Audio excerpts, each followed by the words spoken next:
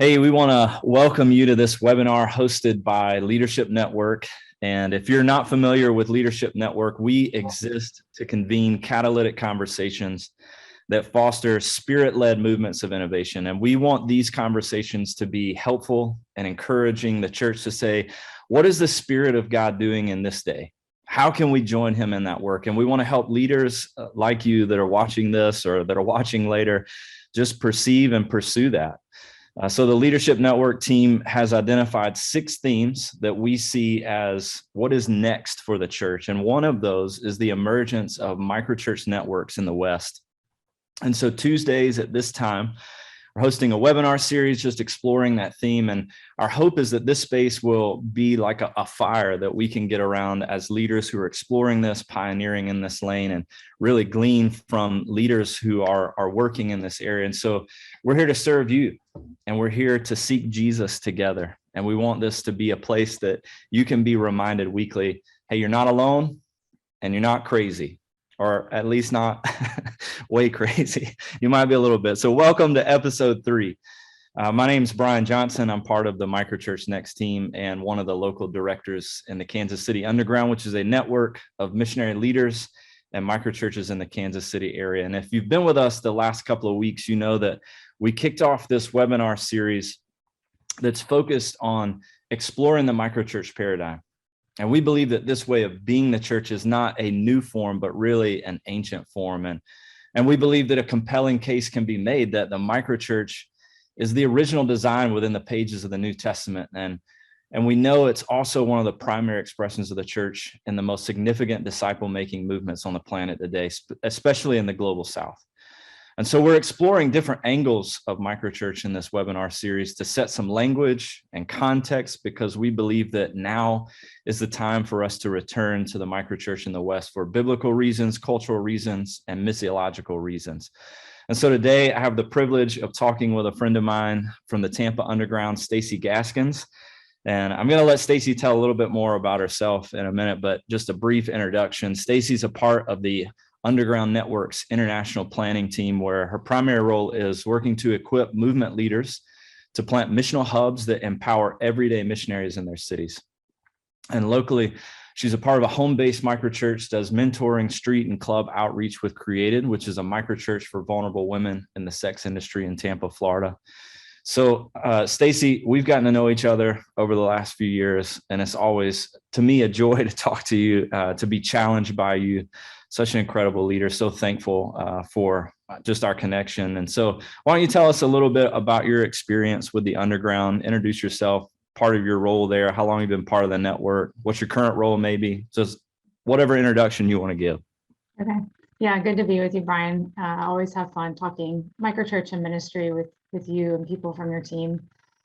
Yeah, I've had the honor of being a part of the Underground since it started. So I was a part of the original 50 that Brian Sanders invited to. We didn't really know if we were supposed to be a thing back then, but just to dream a little and to pray and to ask God what he wanted to do in our city. So that was probably about 20 years ago that first 50 began to pray together. At that time, I was full-time in campus ministry. And so my involvement at that time with the Underground was more in microchurch involvement and some volunteer roles like coaching teams and serving as an elder and a governing elder and that kind of a thing. In more recent years, 5 years ago, I came on staff full time and have been a part of this movements team that you're talking about. And there's a small team, about 3 of us. We're really working to just serve and equip leaders who are starting new microchurch networks from the ground up. And more recently, having conversations with more established churches coming from a more maybe centralized paradigm, who are thinking about transitioning and talking about what are those sort of structural tensions you're going to have to wrestle with, and missiological tensions if you're going to make that shift. So that's kind of how we're spending our time. And that's my phone. Sorry. Awesome. Well, thanks for that setup. You've got the broad spectrum of being a part of the ins and outs from early on, seeing so many transitions of the Underground Network there in Tampa. I love hearing the new stuff of helping churches make these transitions. So I'll just say this too, for those of you that are a part of the webinar today, you're watching, if you have questions for Stacy along the way, you can just pop those into the chat and we'll do our best to answer those. So we just want to dig into this topic for today. And I'm going to do a little bit of setup real quick, just to kind of center us in where we've been, which will set us up for where we're going. So in the first week, we explored language around what are microchurches? What do we mean when we use this word? What makes a microchurch? And we talked with one of your mates, Lucas, and really just got into the nuts and bolts of definitions. And I know for us, the Tampa Underground's work on minimal ecclesiology, which we got into a little bit that day, was so important, and just helping us kind of set our frameworks and understand our shift into this microchurch paradigm. Last week, Rob interviewed Jeff Vanderstelt, talked about the work with the Soma family of churches, really got into the distinctive differences between small groups and microchurches, like that question, are these really just the same thing with a new brand? But really at the heart of that conversation, I think, is this word identity. Like a small group often feels a greater identity as a subset of the gathered church, whereas a microchurch really understands their identity as the church in their network of relationships. We own that identity at that level. And the extended spiritual family, that is the church. And a part of that conversation landed on leadership as well. And that's where we're headed today in greater depth.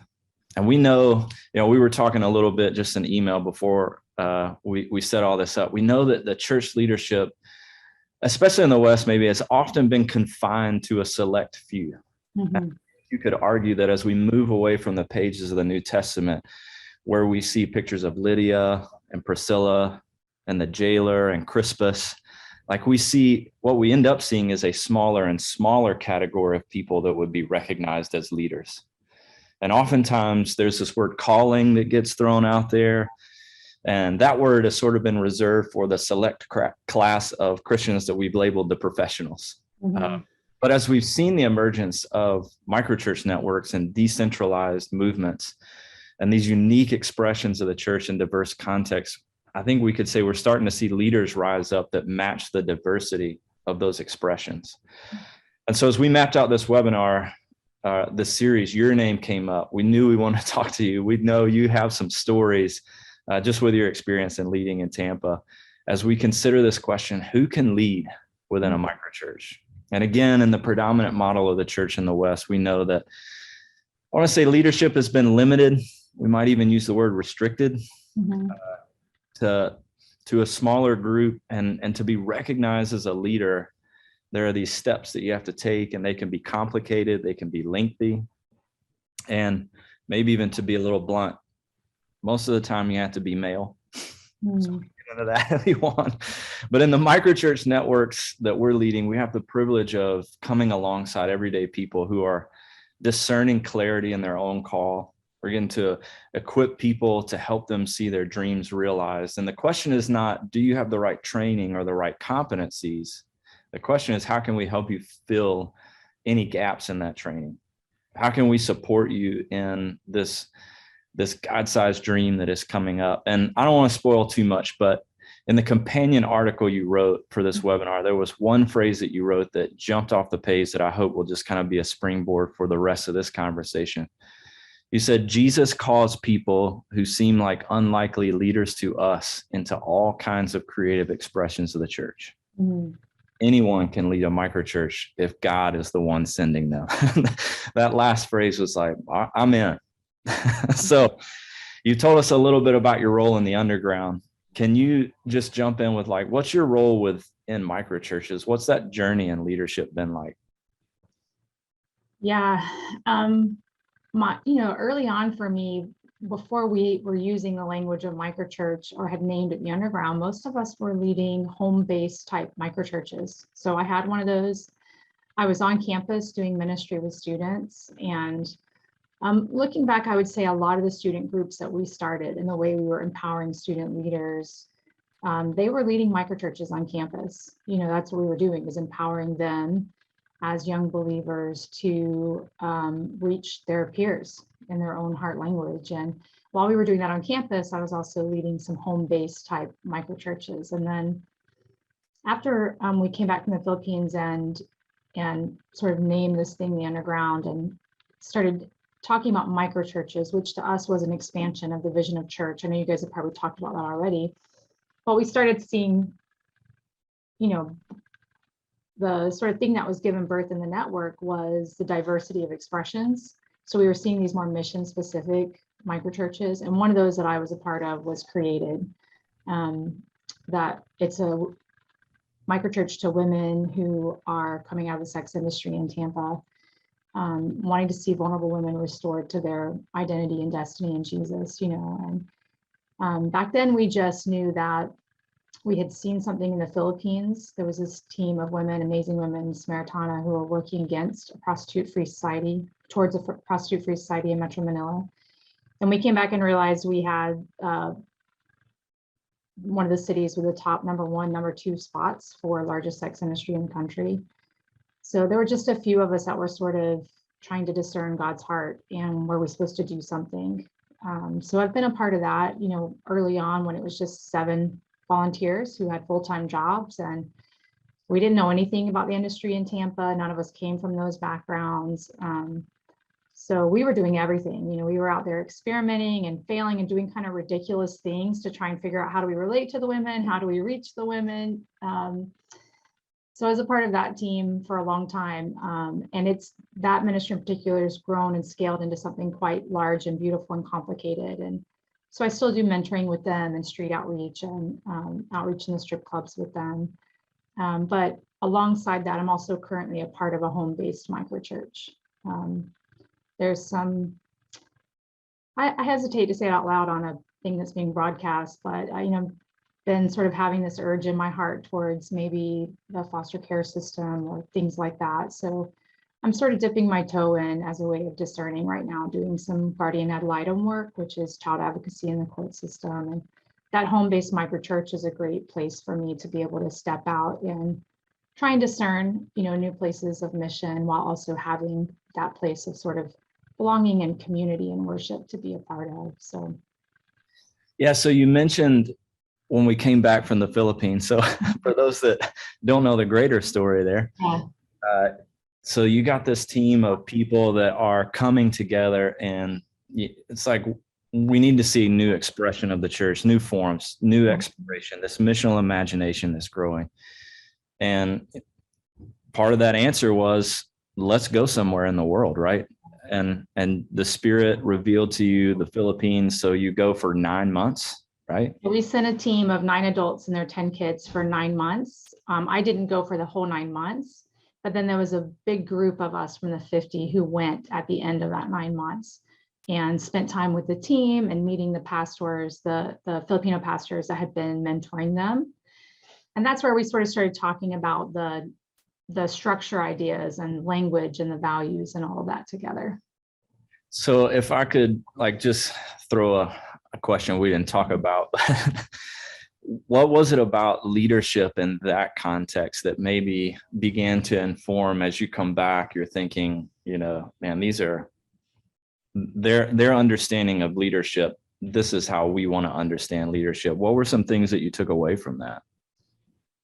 Yeah, I mean, like so many amazing believers that are laboring around the world among the very, very poor, there was this like incredible obscurity about what they were doing, that it really was in the name of Jesus and for Jesus. And they were okay with that. You know, they sort of talked about like downward mobility, the downward mobility of the cross, you know, and the journey into obscurity as people who serve and lead and do ministry. And that had a really significant impact on us in terms of practical things like being organizationally shy, especially for the first decade that we were doing what we were doing.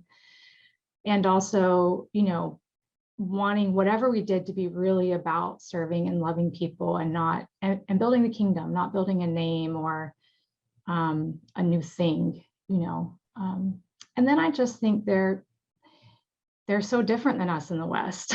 So their values for community, for holistic ministry, back then there was sort of this real tension in the world, and maybe it's going back, I don't know, between like, do we preach the gospel or do we demonstrate the gospel in terms of like justice and action? And that question was confounding when we tried to ask them, like, hey, this is a big controversy in states back then, and how do you guys view this theologically? And they were just sort of like, your question doesn't make sense. Like, yes, both things. We have to talk about Jesus, but if people don't have food or they don't have access to healthcare or medicine, then we should build co-ops and in the name of Jesus try to provide and come alongside for holistic healing, So there were things like that. And then I would say structurally, any of us who have done parachurch ministry, like on the campus, or have visited the third world and seen the way that Indigenous leaders around the world are doing church, a lot of it doesn't look anything like the sort of buildings that we grew up going to church in, and the services and the sort of centering around that place, and so seeing what they were doing in some communities and these medical co-ops and the youth programs and this ministry Samaritana with women on the streets. I went to a McDonald's one night and hung out and just got to talk to a bunch of women who are working and make bracelets with them and hear about their families and their kids and pray for them. And Samaritana was teaching us like church can happen here at McDonald's. Mm. Even when a woman gets a text and she runs out because of a customer, like, we can pray for her and be the church for her here. And so it was just really expanding our hearts for what can church be, where can it happen, and how do we enter into new spaces with people so that they can have access to Jesus, in a way that maybe not everyone gets access if they have to come into our buildings. Yeah. So I hear, you have this experience. Mm-hmm. You guys come back, and as a group of you're saying, like, how do we address this thing in our own city? Mm-hmm. Like, what we were seeing globally, we have it here. Mm-hmm. It's a glaring issue of brokenness. The kingdom is not present in this place. So I know one of the words that we're throwing around a lot here is just the word permission. I don't know how helpful it is, but I like it right now. So I guess I want to frame a question around like at what point or what were the things maybe for you that was like, I'm a leader. I can step into this. I don't need someone to appoint or ordain or whatever other words, but like I have permission because of who I am. Like, what were some of the things as you come back and you have conversations with those other women that you kind of stood up and into that specific calling you were feeling? Yeah, I think for me, you might be referring to the created piece. I wouldn't say I was really at the tip of that spear. I was part of that team, but I think for me, I'd already been wrestling with that a lot as a woman who had started out in campus ministry very young, in my young 20s, in a place where in the South, it is typically like men who are in leadership and ordained in that kind of a way. So I had probably been walking that journey for a little while, but I think permission giving, we were thinking about that too, not because we felt like we were the holders of power that had to give people permission, but because we maybe like you guys perceive that our structures traditionally are wired towards saying yes if we're all headed in this direction, or if we have the right training or the right equipping, we've been around long enough, we have the right budget, and this sense that people needed someone they perceived to have spiritual authority in their life to say yes to them. So I needed that from people, in that created situation. Brian Sanders was a catalyst to invite the 7 people who sort of started that team and say, I probably shouldn't be doing this, but it seems like you guys have a heart for this, maybe you should. And that was a way he was able to come alongside that team and give his gifts to see it start. But, we needed him to say, like, even if churches in town think that you're a little bit insane, it's okay for you to get out there and start. And I think that's probably what a lot of our leaders in our network have needed, is someone that they perceive to have spiritual authority, listening to those things that are emerging in their life and their heart from God and saying, yeah, maybe you should try that. even if you don't have it all figured out yet, maybe you should try that, so another way maybe we've talked about it is having a radical bias towards yes when people come to us when they're with their kingdom dreams, instead of leaning towards no, like maybe like, do you have a good plan, and how long have you been at this, and is your team formed, and have you figured out your methods and strategies? Instead of leaning into those questions, to lean towards wanting to say yes, and then how do we help you, to move forward in that. Yeah, so you're kind of answering one of the bigger questions I wanted to talk to you about today, which is just what have been the commitments of the Tampa Underground to this belief and empowering and equipping any missionary leader that comes with a dream or a calling. I mean, a part of that I'm hearing is just that radical bias to yes, So are there maybe other cultural things that you guys sort of have, maybe it's not written down, but just internally as a team, it's like, these are commitments for us when it comes to equipping and empowering people? Mm-hmm. Yeah, I mean, I think obviously like the conviction comes from scripture, from the New Testament, the way we see Jesus himself giving away power and sharing power, what we see in Acts in terms of the gift of the Holy Spirit, and the fact that the Spirit of God, is being poured out on all people, those convictions of like, who is God calling into the work of the kingdom?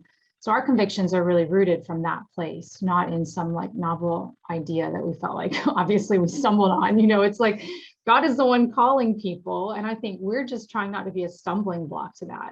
That's our conviction. Like, if God wants a leader like Stacy Hester in our network to reach single moms because of the experiences that she's had being a single mother, if God wants that, like, we don't want to be a barrier to that. Who are we to say she can't do that? So I think the conviction has been like, let's try to see like, who is God calling, and then how do we come alongside them? And I think, obviously some of the structural things that have helped save us from ourselves is the ecclesial minimum. So if a person wants to do worship, community, and mission, we've said we believe that where those things overlap, that's the church. And, we have our sandbox in terms of like our values and our theology and stuff like that. And people who want to be a leader in our network, those are the edges we do have edges to the sandbox, what we'll say yes to, what we'll say no to. But if those values and that heart to grow into being the church line up, then we just try to be disciplined in saying yes to people and coming alongside them. So a lot of networks that we work with, they might feel more comfortable saying yes to a kingdom dream if it's a little bit more fully formed, has team, it's got some methods and practices.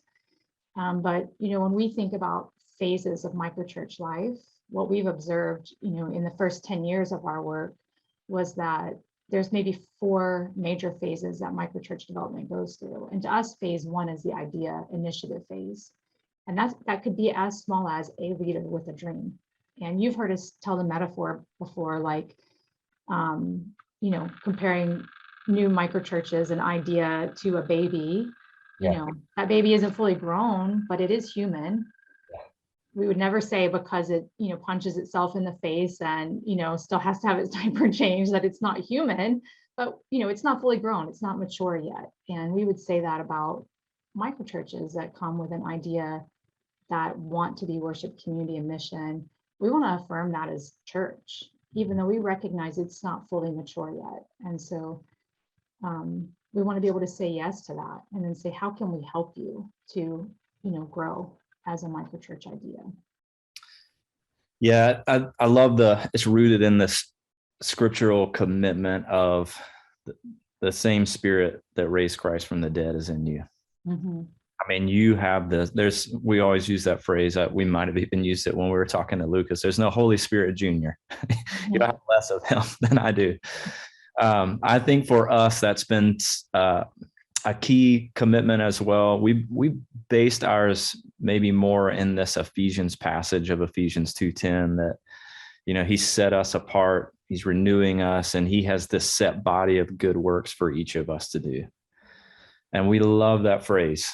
So we've kind of used that language of masterpiece mission, that we each have this masterpiece mission that as we surrender to Jesus, we understand he has called us to engage a certain part of our culture, our city, our neighborhood, our workspace, to join him in that set body of good works, to see the kingdom come in those ways. And I think that commitment to just saying, if you believe in that surrender to Jesus as Lord, and you believe that he has a set body of good works, you can join him in it, and you can invite others to join you in that commitment. Then you become a leader, right?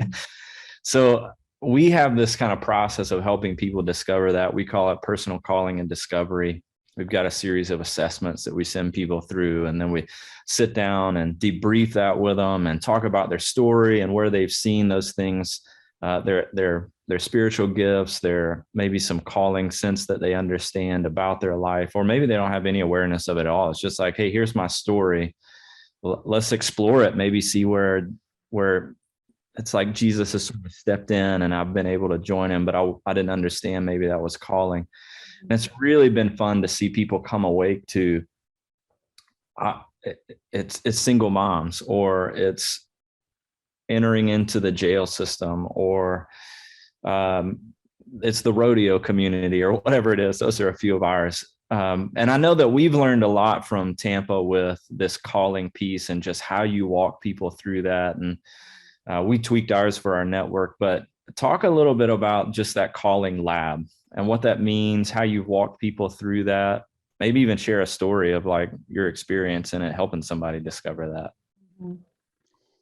Yeah, the calling lab is like a really, I would say, we can help people think about calling in very organic ways or very organized ways. And the calling lab is definitely like one of our most organized ways of doing that. Yeah. And, in the early years of the underground, but also in our micro churches, the way that happens is very organic, very conversational. It was like over a cup of coffee or over a meal, hearing someone's heart. And like you were saying, listening to their story with them and what's God doing, and pointing to that and calling that out and saying, man, maybe God really wants you to take a next step in that thing. And I think that's accessible to all of us, no matter, what scale or scope we're leading in. We can listen to people's stories and encourage and affirm what we're seeing and what we're hearing in them. But that evolved into listening days where we would take retreats and do sort of just prayer and worship and listening together and processing what's God doing, what are we hearing. And that eventually evolved into the calling lab, which is this more structured lab. It's accessible online. Anyone can use it. And Brian Sanders designed it, and really, it's sort of trying to triangulate between like the way we're made. So we do some like personality type assessments, some looking at like your life story, like what are things that are unique about your life story that might represent places of God's healing and transformative work in you that he's calling you back into, or places of opportunity because you have this degree or this family history, or you come from this place culturally, like that provides some opportunity, for you that isn't accessible to me. So there's some exploration of who you are as a person. There's some exploration of like needs that you're drawn to in the world, things that God has sort of wired you for, that your heart moves for. And there's a lot of listening. So there's some just straight up like, Jesus, what are you saying to me? And we sort of go through the day, and there are often like coaches or guides involved who are helping process that. And the hope, right, is at the end of the day that someone might take the risk to put it out there and say, I think maybe God is calling me to. And what we found, about calling is that some people, it's like a lightning bolt thing that happens to them, whether it's in the calling lab or, in an encounter with someone in an alley behind their home here in the city, or, some encounter they had in the streets of Manila. It's like this thing that just, John Dangler always describes it as a haunting, won't let them go till they take a next step with God, and for some people it happens more gradually over time. Right. So if you think about like calling as concentric circles, maybe the big outside circle being that like revealed will of God, the things we all know from scripture that we should do every day to love our neighbors and to care for people and to serve them. And something like the Calling Lab, we hope, makes that circle a little smaller and a little bit more specific, like these specific kinds of neighbors, or this kind of person that I work with, or this demographic that I have a heart for. We're hoping that circle gets a little bit smaller and more specific for people. And I think we've seen that happen in a lot of ways over the years. Yeah, that piece of the haunting, that's usually the way. I don't use that word, although I might start using that word. I always tell people, I think that your calling will usually sort of line up with that kind of groaning in the deep places where you wake up in the middle of the night or early morning or in the middle of the afternoon, you're still thinking about it and you go, as long as I'm taking breath, I want to make that thing right. Like that is the heart of Jesus in you saying, that's where I want the kingdom to come and I want you to join me in it. So that's, again, I think it's such it's a privilege to walk with people as they discover that. And again, for me, it's always just been like, man, I come alive when I watch that lightning bolt moment, or even the gradual moment where it's like, I think I'm seeing some more pieces. I think this thing's fallen into place. This is what Jesus wants me to do. And we've walked with some people through personal calling and discovery, like you said, that like the lightning bolt moment hit and they're off and running. And they're popping back in 3 months going, look what all has happened. Yeah. Or there's another story I'm thinking of, more of the single mom network that is happening here in KC as well, where one of our missionary leaders, she was with us for 2 years, just faithfully showing up to all the equippings that we were offering, all the training that we were offering, connecting in wherever she could. And after about 2 years, it was like, oh, it's been here the whole time, and it was just exploration into different places of, I'm going to try this, I'm going to try this. And then it was like, man, that single mom network was like, it was right there, always sort of just under the surface, but it was like Jesus needed to take her through that revelation of that. So it's so good. Because I think, not to cut you off, but I think, for both kind of leaders, that apostolic leader who they have a strong sense and they don't need a lot from you. They're like, I have big ideas and big dreams and I'm going to go chase those down. That leader and the one who they see a clear need and they're like not really sure they're the person for it. Like maybe there's like insecurity there or some like, that seems like a big need and I don't know if I have what it takes to do that. I think the advice for both of those as they explore calling is like, just love one person in that space. Figure out what their needs are. Like just start there. Figure out what their needs are, because you don't know what you don't know yet. And if you can love that person and figure out what they need and try to provide that, then the next person comes along, you figure out what do they need. And probably like this woman you're describing your network, you find along the way, that's happened with the clinic, the free clinic that started here at Underground, Catherine Butler's team. And in the beginning, it was just like, okay, let's try this and get it set up and let's try to meet the needs of a few people and figure out like, can we even do this? And what do we need to do this? And how do we do this differently than the world does it? And I think the advice is the same to both of them. Like just meet someone in the flesh, get to know them and their actual needs and not just, let it be this thing out there that's overwhelming that you're not sure how to accomplish. Yeah. 100%. I just had a call with a young female leader about 3 weeks ago, and she comes from a background that is deals with abuse and with homelessness, and this just a huge dream. I want to see a microchurch for. She described them as houseless and domestic violence. Now we already have microchurches for both of those kind of places of brokenness where the kingdom does not fully exist in our city. But I'm not telling her up front, hey, we already have that, don't worry about it. It's like, this is what you're called for. I can feel your passion in this. And, I'm just asking questions, not about, hey, what's your level of training? What have you done? But oftentimes the question does come up, who do you know already in that circumstance? Or is experiencing this. And we encourage all of our missionary leaders in the same way, as not just, hey, you want to address a problem, but put a name and a face to that. Mm-hmm. And make it specific. Like that whole idea that when Jesus said, love your neighbor as yourself, it's not a metaphorical neighbor. Mm-hmm. It's not just a problem, but like, who is the person that you can extend your love to tangibly? So it's not a metaphorical love, but a real love. And it was cool to be able to say, hey, we also do have these micro churches that already exist. And what I was able to end that time with was, while you're exploring this and developing your own relationships, why don't you just explore both of these micro churches? Jump in with them, join their team, and serve with them for a little while, because there's a high likelihood they've been praying for your leadership within their network. There's probably already some gap they're feeling or some team member they're looking for, and you might be the person they've been praying for. It doesn't mean one day you won't be leading your own. You won't move out of that and into some unique way of addressing the same thing in our city, just in a different place, but be a part of that family for a little while. So it's always fun to be able to network those leaders in that way.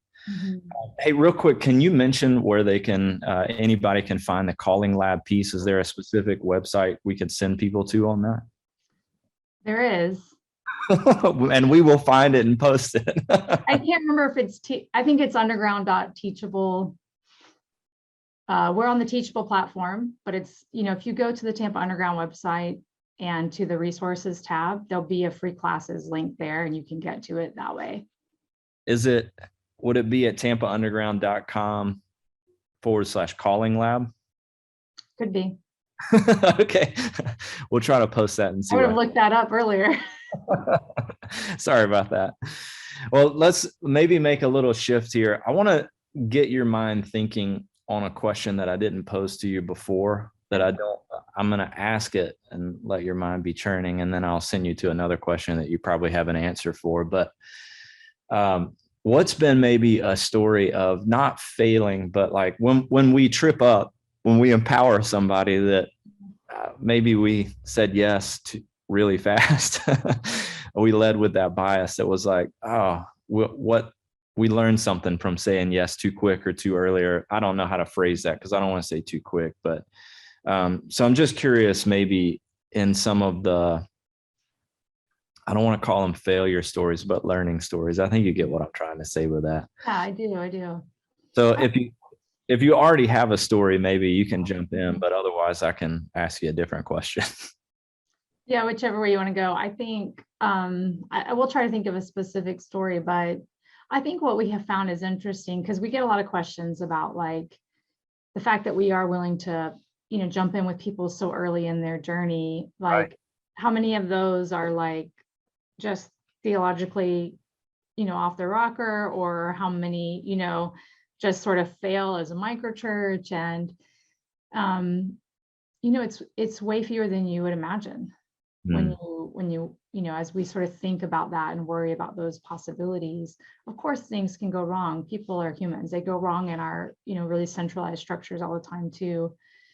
But I would say with microchurches, in some ways, the amount of people involved is a much smaller scale and scope, so there's a lot more grace and mercy there to experiment and to try. And I think when you asked that, what I was thinking about, Brian, is that, you keep bringing up the idea of like not waiting till people are trained and equipped and all of that stuff. And maybe one of my observations over the years, having grown up in a really centralized version of church, is that I think we tend to have a bias in our culture that a person needs to be like trained to a certain point, equipped to a certain point, mature to a certain point, and then maybe we can entrust you with a group of people to lead and to shepherd.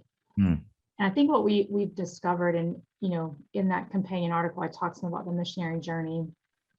We have found these sort of commonalities that happen in the lives of persevering microchurch leaders, and that actually part of the training and the discipleship of leaders includes letting them try and fail and try again. And that's actually where they learn what they need to know for the thing that God has called them to. Of course, we want like high character, high values, high commitment, high call at the beginning. We want all that in place. But honestly, some of the things God is calling people to, we've never done it before. Yeah. And I actually can't teach you how to do that thing, you know? And maybe if God called you to that thing out of a place of like pain or redemption in your life, you already know way more about it than I do. Mm. And the way that people become resilient missionaries is letting them step out and try and fail, and processing that quote failure with them, celebrating that they took that risk with Jesus, and having those feedback loops and saying, what did we learn from that? And what's Jesus asking you to try next in this place of calling, you know? Yeah. And that's been really important, because I think the maturing, resilient, persevering missionary comes at the end of this cycle of starting and trying and doing some things that seem silly and like they don't work, and feeling a little embarrassed or worn out or tired, and how do I try again? And as you do that, we're finding that missionaries grow quite resilient, and it takes like a little bit, you know, we talk about it as the crossroads. You and I have talked about this. There's a point in every missionary's journey where they start something, they get out there and try. They're so excited to know that God called them and wants to include them. And it's like fun and nerve-wracking to start a thing. And then you start doing it, and people just constantly say, I just feel like I'm failing right now. I just feel like I'm failing. And we're like, that's amazing. That means you're in phase 2 of MicroChurch life. And all you're supposed to do right now is experiment and fail and learn from it. But, you know, there is a point where every MicroChurch leader hits this crossroads where they kind of want to quit. Mm-hmm. And it's where you finally come to the end of yourself and what you thought you knew about this demographic or this place or this neighborhood or this people that God called you to, and all the methods that you had learned, you know, the bridge diagrams and the trainings that you got that just didn't work. Yeah. Context. And if a leader can make it through that crossroads, which often what they need is a peer community of missionaries to say, oh yeah, me too, I wanted to quit too, or yeah, everything I tried failed too. Yeah. And then I tried again, you know, or they need a peer community of missionaries, and they need to be reminded of that very vertical, personal moment of calling from Jesus. And if they make it through that crossroads, often what happens is this deeper resilience and this deeper dependence on God and his spirit, and this sort of curiousness to learn and to figure out like, okay, all these tools I brought with me in my tool belt, like I'm either not using them right or they're not the right tools. And I've got to listen to my context and keep trying until I figure it out, you know? So I think that, you know, we've had people who started things and maybe the first iteration didn't work. You know, when we started Created, we were like, cut me off whenever you need to. We were like, okay, how we were like, we don't know anything about, you know, women in Tampa or the sex industry in Tampa or prostitution in Tampa. How are we going to learn? So we were like, maybe we should go on some police ride-alongs and ask them what they see and what they know, and tell us about the culture here, and maybe they should know who we are. Like if we're going to show up on the streets at 1 a.m. on Nebraska, which is the most notorious street in Tampa, like, is it important that the police know that we're not working? And like, what do we do? So we got these bright highlighter yellow t-shirts with the Created logo on them for our outreach team. And we knew immediately when we put them on, we just, you know, you just felt embarrassed to be wearing them. And we're like out on the street at 1 a.m. in the morning, we're like scaring women. They're like, who are these people? And so slowly we would show up to outreach the next week, and one more person would not have the shirt on until they disappeared and we never talked about them again, you know, or offering like classical dance classes as we were like getting into strip club work and stuff like that, and no one's showing up to them. And you just try stuff. Mm-hmm. A lot of it doesn't work, but then you start to find things that do, you know, a little time of prayer in the dressing room at the strip club, or gift bags, or we just give a gift to women and just ask them how they're doing and offer to pray for them, or whatever those little things are. And then you start to follow those trails. Okay, God, like, oh, this gave me much more time to talk to a woman, and it didn't scare her, and she seemed less afraid of me. So let's do this more, I think that's part of the learning process, but every microchurch has to fail some to figure it out. Yeah, for sure. Mm-hmm. I want to hear a few more stories before we end. So I want to come back to that.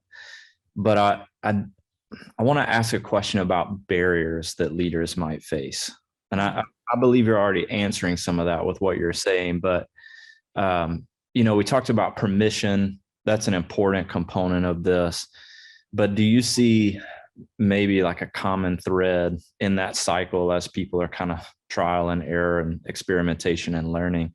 Mm-hmm. Like, man, we constantly have to help people get over this. I'm struggling to believe that. Mm-hmm. Something like that. I'm just curious if there's kind of patterns that you see that you have to equip people in. Yeah, it's a good question. I think, we talked a little bit about the fact there's probably two personalities when it comes to calling. Those more apostolic personalities, they're not going to need a lot from you.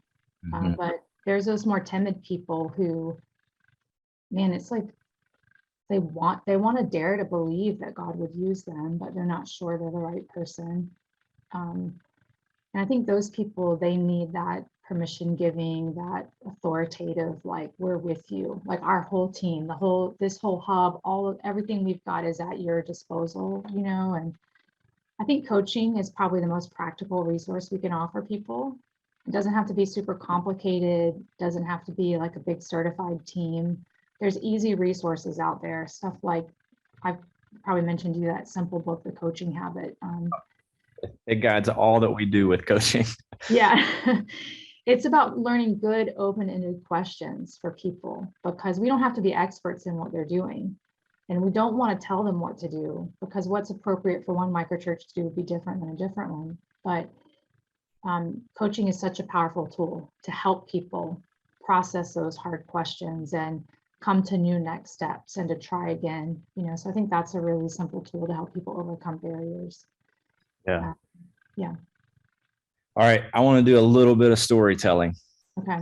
So I'm going to give you a chance to think of one or two, specifically the hula story that is in the companion article, but it will totally be worth sharing. I'm going to start with one to give you a chance to maybe think of one or two more apart from that one. But you wrote in that article, from middle schoolers among their classmates to families and single people in their neighborhoods, from victim survivors among addicts and women in the sex industry to professionals in places of business. Mm-hmm. When we asked the question, who can lead a microchurch? Your response was, wherever Jesus is at work calling people into his mission, microchurch leaders can emerge. Mm-hmm. So I just want to take the last 10 minutes or so just to tell some stories. One of the ones that we've been telling a lot here recently, I won't use names just for the sake of their story's precious and it's a gift, and it's their story, not mine. But one of the young guys in our network that was attending a lot of our equippings, he's and trainings. He's has a brother that lives at a day facility for adults with special needs. Mm-hmm. And he just has a love for his brother and for that community. And I forget, I think he describes himself just as a slower processor, and his brother is kind of more low functioning, I would say. I'm trying to stay as general as I can. Sure. So anyway, basically one day he just sort of raises his hand. He's like, hey, can I go lead a discovery Bible study at this day facility? Mm-hmm. And we were talking actually before we started today. One of our directors has a master's in working with adults with special needs. And she's like, I'm in, let's go. I'm going to drive you over. We're going to hang there. Mm-hmm. And after a few weeks of just doing these discovery Bible studies with these adults, it's like worship, community, and mission. We could see it overlapping. We're hanging as a team one day and we're like, it's time to celebrate, but we were kind of late to the party because they'd already had a celebration. Yeah. They celebrated together one day, like they're looking and going, in Acts, we see they did these things and we're doing these things. Mm-hmm. The church. Yeah. from what I understand, they had a little dance party that day. And now the staff members are a part of that little microchurch there. And they have all of the rhythms that we would say is true for any microchurch, wherever we see it in the city, those ecclesial minimums. And man, I love telling that story for multiple reasons. One, for our friend that's leading that, like he has so much life in him now of like, this was his thing. He got to lead this, and he's not necessarily been looked at throughout the course of his life as someone that could step in and be the leader because of whatever factors might have prohibited him in any other environment. But in that environment, he found his true calling. Yeah. And there, like the celebration of life that is happening there, but also just trying to remember, and we talk about this, and again, I may have even shared that story before in a webinar with Lucas, but just that, like we often think of in our predominant model church planting, or thoughts about that as like, how do we become a church for people that won't go to church? But the true story for some of the stories you've already shared that you might be about to share, and for this young guy, is like, these are people that can't go. And it took a leader to say, these are my people. Mm-hmm. And I'm going to them. Mm-hmm. And I'm taking Jesus to them. Mm-hmm. So I just love that, in all of this, like Jesus was calling him. Mm-hmm. He recognized, this is my mission and I'm going to step into it. Mm-hmm. But you got to tell the hula story now. I have to tell that one. I could tell that one, or I could tell another one. We have about 9 minutes left. Okay. Yeah, they'll read the hula story in the article. I was going to tell you about this other friend of mine. I was texting with her some today, and she said I could tell some of her story. But in the work we've created, we've seen a number of survivor leaders emerge from that ministry. And this one particular woman, she said it was okay if I said her name and shared her story. But we met her years ago in the early years of Created, and she quickly became a part of our team. April had lived on and off the streets for years. She had probably been in and out of jail and prison, 30 times by the time she was 30. And she's tough. They called her Big Baby and on the streets, because she has a really tender heart, actually. But she's a really tough woman. Grown men in the neighborhood were afraid of her. And she had this encounter with the Lord and came into Created, and from the very first week that she came in, she was in this Friday night Oasis Bible study. She had been coming in, not the first week, but she'd been there a couple months, and things would happen. Like, she would be there in the Bible study and a new woman would come in, and they knew her from being in the life. And I remember this other woman that we love dearly, who came in and saw her, and she just sat quiet the whole night watching April in the Bible study. And we were studying the woman at the well. And this new woman hadn't said anything the entire night. She just listened to us talk about the woman at the well and this amazing encounter she had with Jesus, and how she just went back to this village and, told them who he was, this village that knew everything she'd ever done. And the night ended, and this newer woman spoke up, and she said, I've been sitting really quietly all night long. And she's like, you guys don't know, but I know her. Like, we know each other from the streets or whatever. And she's like, I'm listening to you tell this story about Jesus and this woman, and I think she's the woman in the story, because she's been coming back and talking to us, and we didn't believe her. When I walked in the house tonight, I didn't believe her when she told us what Jesus had done in her life. This was years ago. So you fast forward years later. At one point, April got the chance to go back into the jails to start visiting women as a part of the Created team. And I remember her telling the story about the first time she walked in, and she knew all the guards. She'd been there so many times. Everyone knew her. They were just shocked to see her on that side with her badge. She's like, I promise I have a badge. They're like, what are you doing here? And she began to go in and visit with women. And in the past few years, she has really taken over the coordinating and the running of some of the outreach departments, particularly of street outreach. And, that's the way some microchurches, they grow by replicating or by multiplying. Some grow by scaling and adding new new outreaches, new aspects to their microchurch under the same umbrella. And that's part of how Created grew. And April coordinates that now. And April knows more than any of us know about how to speak to women about Jesus, Right. how to, get past all those barriers and those walls and stuff. I go on outreach and women think I'm like undercover police immediately. It's just this weird thing about me. And she takes me along and she's like, oh, I know exactly where to go. Like, this is where we're going to go. And every time we go together, man, we just talk to so many women and they immediately recognize her. Like, even if they don't know her, some of them do, they recognize something in her that immediately there's an openness to talk about Jesus, but she's not someone that is necessarily going to show up in our doors, or if we saw her there, we're going to go. That's exactly what a leader looks like in our old paradigms. You know what I mean? Right. But she's exactly the kind of person that Jesus is inviting into the work. Yeah, that makes me think of our buddy James, who's a leader in Share the Hope. It's a network for men and their families who have been affected by incarceration. And he is one of the most catalytic sort of leaders. Like, he's just constantly starting new things with guys that are getting out of jail. I'm not sure. I have no idea how old James is. But I just heard this recently from him. Like, it's never had a W-2 in his life. Mm-hmm. Been in and out of jail, all that, but he's one of the primary leaders within Share the Hope. Mm-hmm. And those were literally his words to us. Is like, no one's ever looked at me like this and entrusted me to lead other people. And just to be trusted with that. And then again, I recently heard another story where he's in a meeting and there's another guy that's joining this little leadership team for this microchurch that's multiplied up to 8 times now. And this guy's kind of, he's sitting on the leadership team now. And James looks at him and, he goes like, well, what makes you think you can lead with us? Essentially is the question that he's asking. And this guy sitting beside him is like, well, I was in prison for 3 years. And James like, oh, you're good. You're good.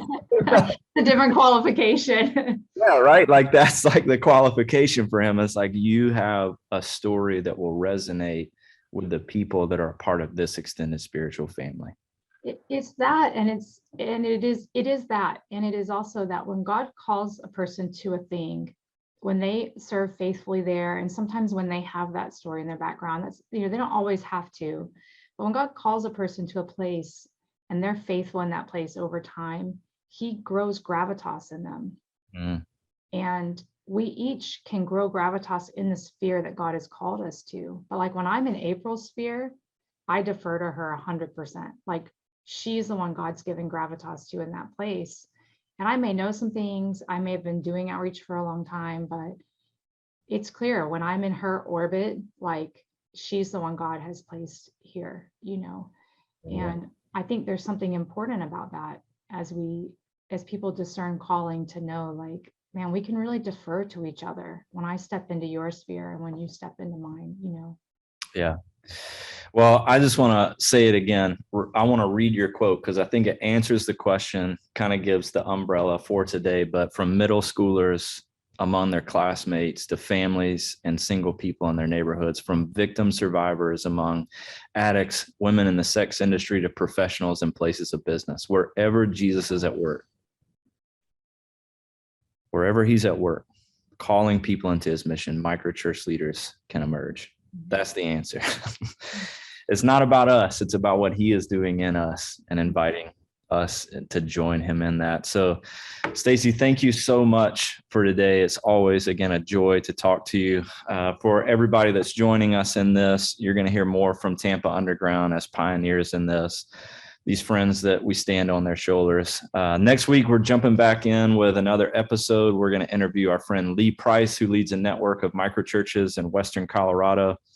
We're going to talk about how extraordinary prayer and fasting must precede all of our work. So again, Stacy, thank you so much for joining us. For those watching, you can go check out Stacy's article we've mentioned several times at exponential.org. Just look up Who Can Lead, and hopefully it'll come up there. So thank you so much. Yep. Grace and peace.